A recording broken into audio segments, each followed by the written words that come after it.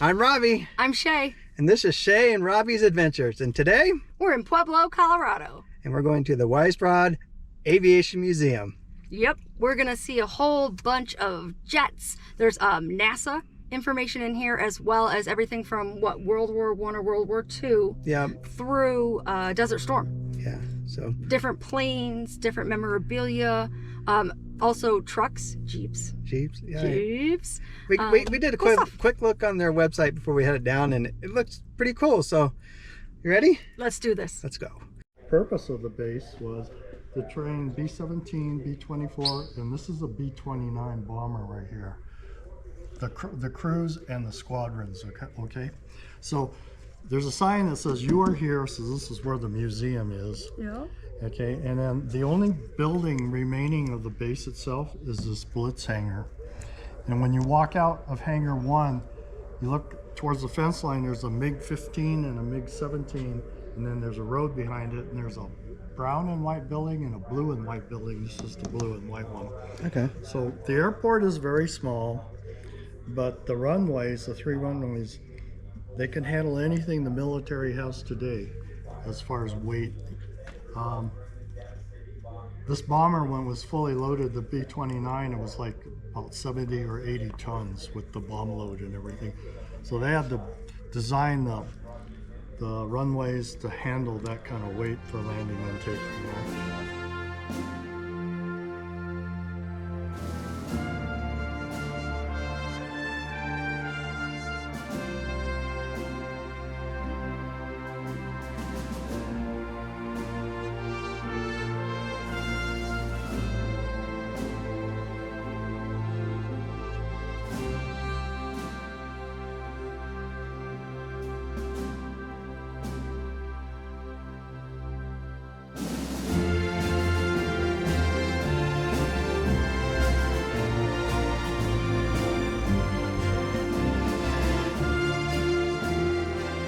Okay, the nickname for Pueblo, by any chance, do you know what it is? Home of the Heroes. Okay. Really? Yes. I've never heard that. Okay, in 1993, the Colorado congressman made a presentation in Washington. These portraits here, these 4 individuals, they were all alive at the same time. They were all from Pueblo, and they were all Medal of Honor winners. Oh, so if you go down to the convention center here in Pueblo, there's these 4 statues out there. They're 8 foot tall in front of the building. And when President Eisenhower was awarding one of the medals to one of the individuals, he has a saying. He asked, "What is it about you people from Pueblo? Is it something in the water? Because you're all heroes." Okay, this William Crawford, in his later life, he worked at the Air Force Academy and he was a janitor. And none of the cadets really even knew anything about him. Huh. But he just liked working with young military guys.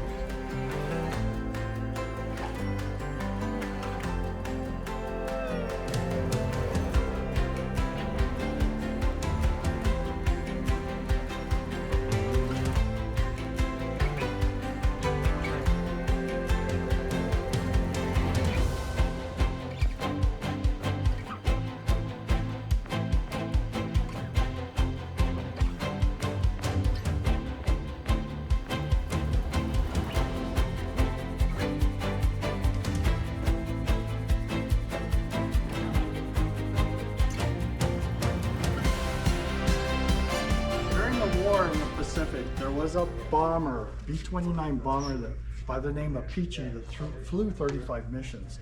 This crew right here, this photograph, they flew 25. When the plane was brought out for display, he was the one that showed up. He was one of the gunners, and he autographed the picture there. And that's what that article is about. Oh, okay. Okay, so you come over here. Long time ago on television, there was a series called 12 O'Clock High. There was a movie made called 12 O'Clock High. It dealt with the B-17 bombing missions in Europe over Germany, okay, during World War II. So bombers were really noted for their nose art. Some of it could be very risque and stuff. Yeah. So B-17s and B-24 Liberator bombers, okay. Those crews were exposed to all the elements when they were flying, meaning above 10,000 feet they had to have an oxygen mask on. And they wore these bulky heated suits because at 25, 30,000 feet where they were flying, it'd be like minus 50 degrees below zero. Yeah. Okay, and then the gunners were at the guns and they were shooting at the planes coming after them. Okay, so here's this B-29 bomber. Did you happen to see the movie Oppenheimer? Yes. Yeah. Okay, what would you have thought would have cost more money? The Manhattan Project or a bomber project? Manhattan Project. That's what I said. What do you think? Probably the bomber. Just based on what you're going there. Manhattan was $2 billion. The B-29 bomber project was $3 billion. Wow. So why would a bomber cost so much money? It was the most expensive piece of equipment built during World War II. This thing could fly farther, faster, higher, carry more bomb load than anything that came before it. Okay, and if you go underneath and you can go look in where the bomb bays are, there's steps that go up towards the cockpit and there's steps that go towards the tail section. But when you're looking up in the bomb bay, you'll see something like it looks like a pipe or a tube. It runs the length of the plane. It was pressurized. So the compartments that the people were in, they didn't have to wear oxygen masks or heated suits or anything. If they had to transverse the plane from one end to the other while the thing was flying, the bomb bays weren't pressurized. So that's what that tunnel was for. Okay. There was a hatch on each end and they would just crawl through that thing.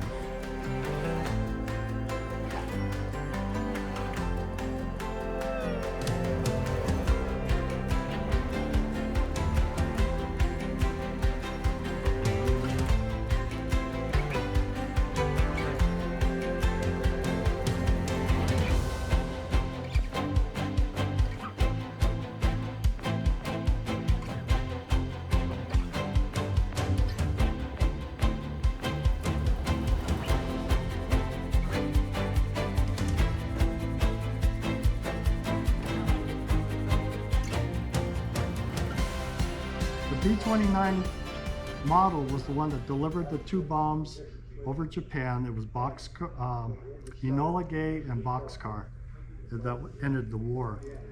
So what does a bomber by the name of Peachy have anything to do with Pueblo, Colorado?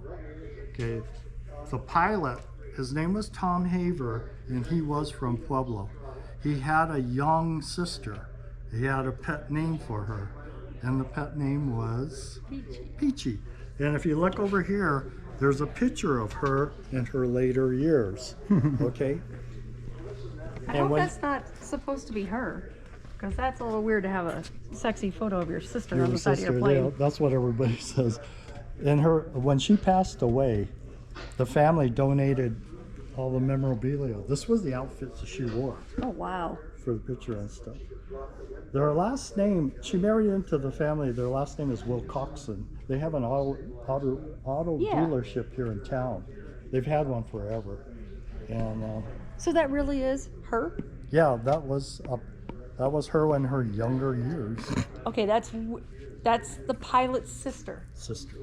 I would not want my sister scantily clad on the side of my plane. They said, I wouldn't even want my That's a little weird. Up there or my daughter. Yeah, no. It's supposed to be your sweetheart, not your sister. Well, Greg gave us an awesome intro to the museum in Hangar 1. Tons of planes and helicopters and military stuff. And your favorite, Jeeps. Jeeps, yes, the Willys. old Willys. If I find one, I want it. Remember that. I've already been told, if he finds one, no permission needed, just buy it. All right, we're off to Hangar 2, which is outside. More planes. So let's check it out.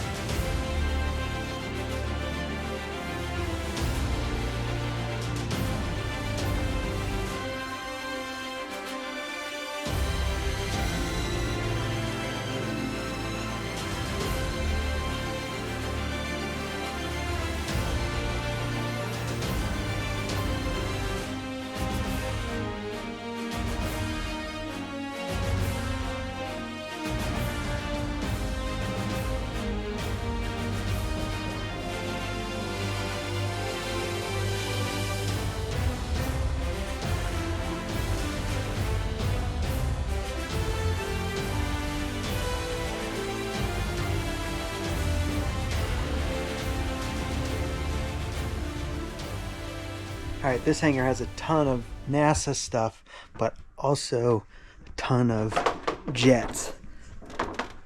There's a ton in here. 1, 2, Do you see that little guy over there?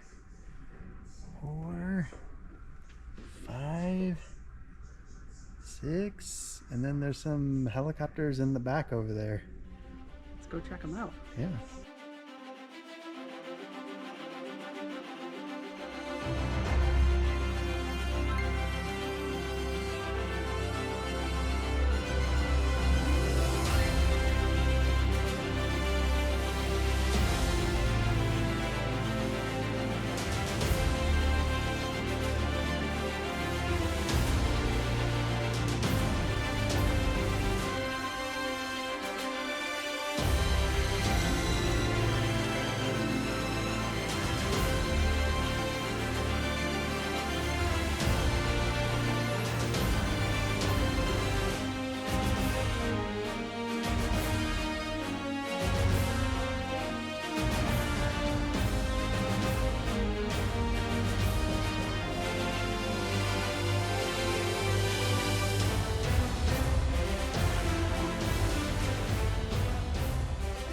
All right, Top Gun is right behind us. An F-15. F-15. Pretty cool jets. I wish I knew more about them, but I really don't. I don't know the difference between an F-15 and an F-16, to be honest, but Yeah. it's cool to look at them. But if you have kids, definitely bring them. There's the STEM lab. I was having fun making electricity and just showing how an engine works. So. And some of the planes you can actually go inside, so super kid friendly. They have a movie playing inside of this one, Yeah. which is pretty cool. You can just actually sit down, take a breather, and check out the movie. Yeah. All right, that's hangar 2. It's huge. Now there's a whole outside area, so let's go explore that. All right.